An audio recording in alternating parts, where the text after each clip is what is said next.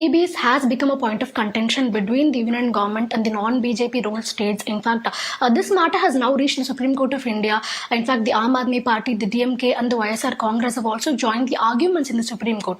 So to discuss about this briefly, we have Tamil Nadu's Finance Minister Paranvel Thiagarajan with us for a quick interview. We will talk to him. Hi sir. Yeah. How are you, sir? Not bad, how are you? I'm doing good, yeah. So, is it possible to differentiate the terms, freebies and social welfare schemes? Can there be a proper distinction between these two terms? Now, first of all, the word freebie doesn't really mean that much, right? If the question is the government provides some good or service for free, then every government everywhere in the world does some of it. In fact, the more advanced the country, the more of it they do. So in extreme cases like in the Scandinavian countries where they have a huge revenue surplus normally and are running with oil money or other things in a very social welfare model, they provide not just free education, free health, they provide free maternity, free paternity leave for months, sometimes for a year, using state support. So it is the job of the government to provide welfare and public goods and services of high quality, particularly those goods and services that can reduce the rich-poor or the well-off and not well-off gap. The real question from a fiscal perspective, from a management of the economy and the management of the budget perspective ought to be, how much money do you spend on current expenses? Like you give the cash and don't get any return, at least not in accounting books. And how much do you spend on capital expenses like building roads or ports or universities or water systems, which will continue to give you return. But here again, things get a bit messy because accounting is accounting. Then reality is something different. For example, giving free food to children in schools is considered a revenue expense because you just write it off the shelf. You buy the food, somebody consumes it, it's gone. That's revenue expenditure. In fact, it is actually an investment in that human being. The odds of a child growing up with proper nutrition, with proper education increase substantially if you provide food in school and use that as a draw to get children to school. The same way, you might be spending what you say is capital expenditure. But for example, if you're building a collector office or you're building a taluk office, in fact, you won't get any return for it. So that's considered capital expenditure because you're building an asset which is a building. Here it's considered revenue expenditure because you're providing food to children. But in fact, I would say this expenditure is investment, which will provide return for decades. And this investment is not going to give me any return at all. Right? It's just a slightly better building. There's not increasing the productivity or the access or anything because there was a collector office before. Now I got a better collector office. So it's not easily definable and it's not that easily debatable because a lot of politics gets into the debate. So I don't think this is a constructive debate in the way it has been going around the country right now.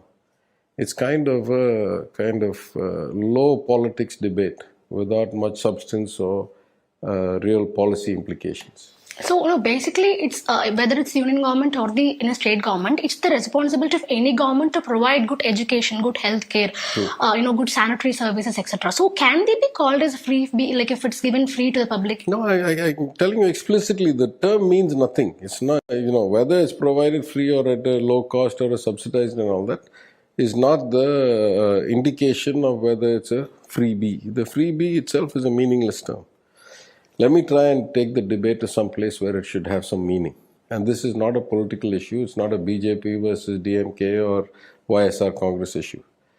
The profound issues here are 3 or 4. The first issue is, who is responsible for spending the money of the people?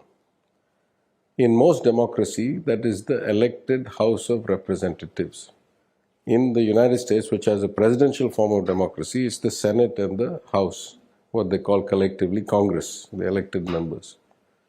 In the United Kingdom, which has a parliamentary style democracy like ours, it is the parliament. In Delhi, it is the parliament. In Tamil Nadu, it is the legislature. These are the people endowed in the constitution with the right to both receive and spend the government's money, right? Taxation, etc. Most countries, it is not in the scope of democracy that a Supreme Court gets to decide, or any court, how the money should be spent. So that's the first substantive point I want to make. The second substantive point I want to make is that the Constitution allows very clearly for different but equal levels of government. One is the union, one is the state. In each of these, we have certain powers to raise revenues and to spend them. Those powers cannot be crossed just because of a political party. That is to say, neither is a DMK MLA of it is a DMK MP of South Chennai have any control or access into how the government of Tamil Nadu's budget is set. Nor does the MP of Varanasi have any control or say into how the government of Uttar Pradesh's budget is set. Only the MLAs get to have that vote. No MLA gets to say how the union budget is set. Only the MPs get to have that vote. So there is a clear separation in the Constitution, and it doesn't have any room for federally elected, union elected MPs, even if they become ministers or prime minister. At the beginning, they were an MP. That's how they got to be there. No MP gets to say anything, right? So least of all, a Varanasi MP telling the government of Tamil Nadu how is the least kind of actionable, because even the DMK MP of South Chennai in a DMK elected state government doesn't have even any say in the state finances, right? So that's the second substantive issue. The third substantive issue is, in fact, the union government controls state spending and state budgets in ways beyond what was originally envisioned or practiced in the past. So that you're telling after the BJP came to power or before that? Some of it was in the Constitution before, but especially after the FRBM Act of 2003 and after the current BJP regime came to power, they have picked up another clause of the Constitution that was never enforced before, but now they're using it.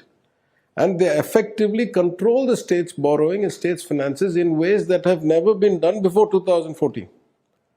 So there's not that much room left for any debate. You see, the government of India gets to decide how much we can borrow, gets to decide whether our deficit's 3% or 4% or 3.5%, even though according to the Constitution, that's not the case. In the Constitution, the union government sets its own and the state government sets its own.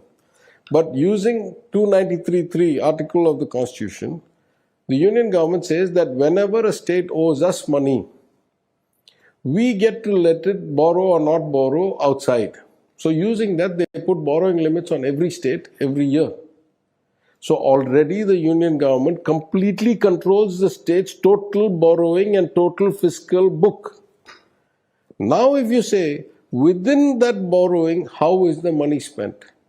Then that is not just anti-constitutional, that is not just unenvisioned by anybody. It is clear outright authoritarianism or dictatorship if people who are elected to run the union government start interfering. And that's not in politics. I'm saying it would be equally bad were they to tell the UP chief minister how he should spend money as telling the Tamil Nadu chief minister how he should spend money. That's exactly why in the BJP, forget the differences between the prime minister and DMK. The UP government is run by a BJP majority administration. Yes? Yeah. In that government, the chief minister has announced free bus rides 10 days back. Is So that can that be acceptable called or as a not? welfare scheme or a freebie? And is that acceptable to is that part of the Revdi culture? I don't know. Right? So that's why I'm saying this debate has a lot of noise and very little enlightenment, very little actual substance to it. So you believe that this is something that needs to be debated, but not in this way. That's what you're saying. I'm not sure there's much to be debated. If there's anything left to be debated, it is whether the union should have as much control as it does on the states. Because, for example, the FRBM Act says the union should keep within 3-4%. But the parliament can amend the FRBM Act and the union can spend as it wants. Last year, the deficit is closer to 7%. Equally, we have the right to amend our FRA Act, the 2003 FRA Act of Tamil Nadu, and we can say we should go to 5 or 6 or 7%.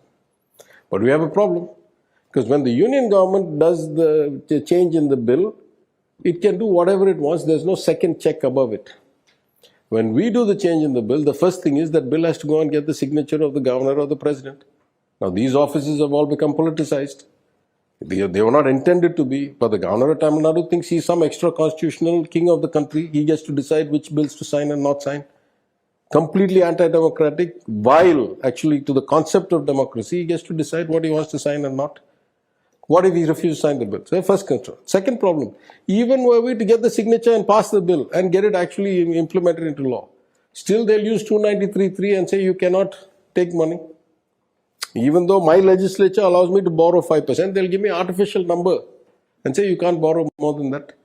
Why is that? Because even were I not a net borrower from the union, which for the most of Tamil Nadu's history we were not, other than minor, the way we get international loans, the way we get loans from the World Bank or KfW or JICA or ADB, all those are written as loans to the union back to the states. So if we get, let's say, a loan from ADB for the Chennai Metro, that loan comes as if it's a loan from ADB to the government of India, and then a parallel reverse loan from the government of India to Tamil Nadu, and vice versa, the payments go back. So at least on paper, we will never be not in debt to the government of India. Correct? Or we should stop taking World Bank and ADB aid. So the union has every control on us already at a macro level. It cannot, we cannot be profligate beyond what the union decides in total. So you're telling that the union government, not only the union government, any central institution is not having any right to interfere into the into the way state elected parties because function. they can control the overall book, right? They have so much control. They are the only ones unaccountable to anybody. But the states are accountable every day to the union government already. At the macro level, at the book, what is the total debt? Now if they start saying you can only spend your money this way, that is completely anti-constitutional. Nowhere in the constitution does it get to say that the powers of the MLAs of Tamil Nadu who pass the budget can be superseded or usurped or broken or replaced by the power of some administrator in Delhi or some department in Delhi. Do you see a hidden motive? Because the Gujarat elections are coming and the Aam Aadmi Party is very well going to contest the election, and they've announced some free power, water, etc. Yeah, it's hard for me. I can't attribute motives to people, right? I just know that the debate is A, meaningless in its current form, B, not necessary given how much control the union government already has on state governments, and C, it is not talking about the nuances of public policy or fiscal management or the public's money, right? There are nuances, there are nuanced, thoughtful discussions to be had on these subjects, right? We do it all the time inside our assembly, inside our party, inside our cabinet. We change schemes all the time. Remember, we had a scheme that was Tali Kattangam and money for weddings and talis. And we've stopped that scheme and we've made it into a scholarship scheme for those who continue studies. Those are thoughtful, so in meaningful centre's debates. definition, that will also be called as a freebie. I don't know. I don't understand what they call, because they also give a lot of things. If they give it, it's not a freebie. If I give it, it's a freebie. It's a meaningless debate. That's all.